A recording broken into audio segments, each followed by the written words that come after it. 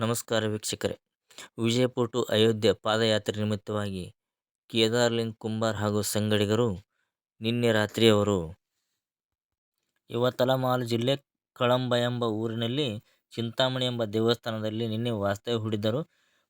ವಾಸ್ತವ್ಯ ಹೂಡಿ ಎಂದಿನಂತೆ ಬೆಳಗಿನ ಜಾವ 5 ಗಂಟೆಗೆ ಅಲ್ಲಿಂದ ಪ್ರಯಾಣ ಬೆಳೆಸಿದರು.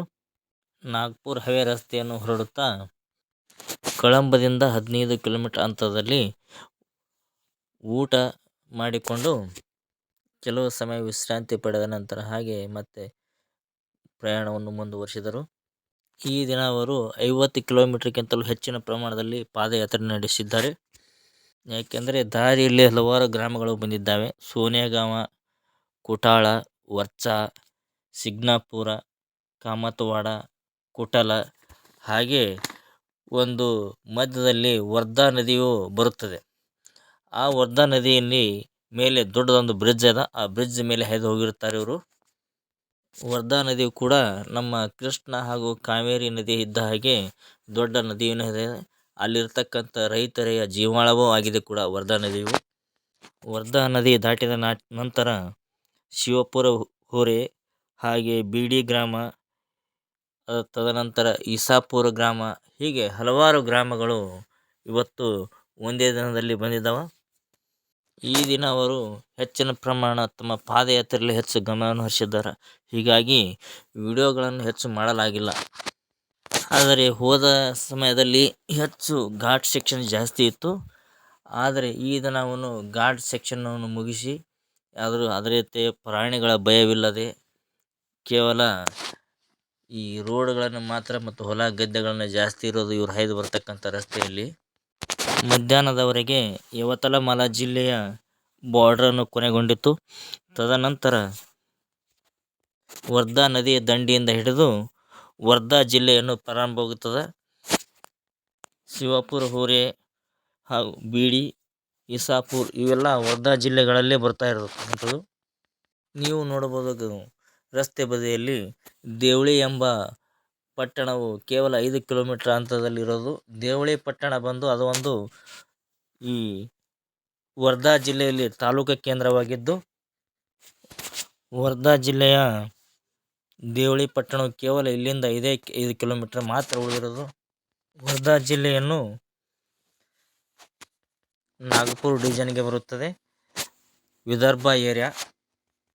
ನಾಗ್ಪುರ್ ಕಡೆ ಹೋದ ಹಾಗೆ ಬಿಸಿಲು ಪ್ರಮಾಣ ಜಾಸ್ತಿ ಇರ್ತದೆ.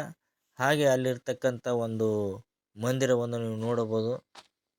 ಮಂದಿರದಲ್ಲಿ ಕೆಲವು ಸಮಯದ ವಿಶ್ರಾಂತಿ ಪಡೆದು ಹಾಗೆ ತಮ್ಮ ಪಾದಯಾತ್ರೆಯು ಮುಂದುವರಿಸುತ್ತಾರೆ. ಈ ಮಂದಿರದಿಂದ ಕೆಲವೇ ನಿಮಿಷದಲ್ಲಿ ದೇವಳಿ ಎಂಬ ನಗರವು ಬರುತ್ತದೆ. ದೇವಳಿ ನಗರದ ರಾಣೋಜಿ ಮಹಾರಾಜ್ ಮಠದಲ್ಲಿ ಇವತ್ತು ವಾಸ್ತವ್ಯ ಹೂಡಲಿದ್ದಾರೆ. ಆ ಸಮಯದಲ್ಲಿ ದೇವಳಿ ಗ್ರಾಮದ ರಾಮ ಭಕ್ತರು ಇವರಿಗಾಗಿ ವಿಶೇಷವಾಗಿ ಇವತ್ತು ಊಟದ ವ್ಯವಸ್ಥೆಯನ್ನು ಮಾಡಿದ್ದಾರೆ. ಕೇದಾರ್ಲಿಂಗ್ ಕುಂಬಾರನು ಯಾವ ಗ್ರಾಮದಲ್ಲಿ, ಯಾವ ದೇವಸ್ಥಾನದಲ್ಲಿ, ಯಾವುದೇ ಮಠದವಿರಲಿ, ಆ ಮಠದ ಹೋದ ತಕ್ಷಣ, ದೇವಸ್ಥಾನಕ್ಕೆ ಹೋದ ತಕ್ಷಣ ತಾನು ಅಲ್ಲಿ ಫಸ್ಟಿಗೆ ಪೂಜೆಯನ್ನು ಮಾಡ್ತಾನೆ.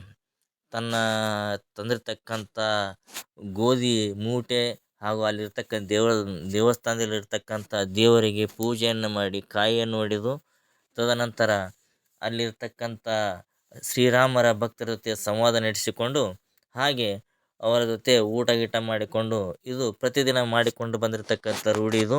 ಹಾಗೆ ಇಂದು ಕೂಡ ಅವನು ಈ ಪೂಜೆಯಲ್ಲಿ ನಿರತರಾಗಿದ್ದಾನೆ. ಯಾಕಂದರೆ ರಾತ್ರಿಯ ಸಮಯದಲ್ಲಿ ಅಲ್ಲಿರ್ತಕ್ಕಂಥ ಒಂದು ರಾಣೋಜಿ ಮಹಾರಾಜರ ಮಠದಲ್ಲಿ ವಿದ್ಯುತ್ತನ್ನು ಇಲ್ಲದೆ ನೀವು ಇಲ್ಲಿ ನೋಡಬಹುದು.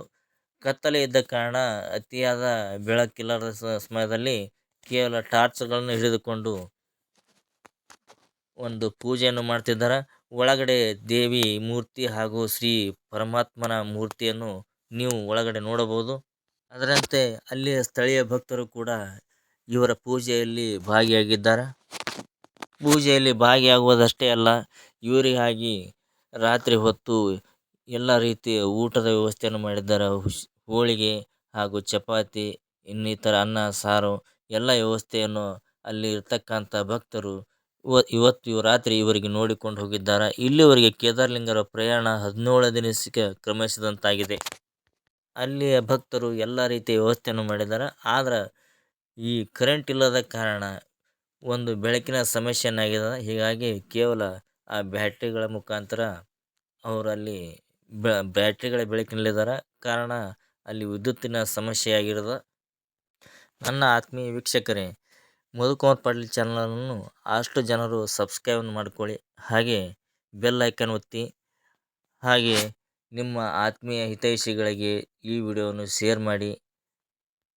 ತಮ್ಮೆಲ್ಲ ಪ್ರೀತಿ ವೀಕ್ಷಕರಿಗೆ ಶುಭರಾತ್ರಿ.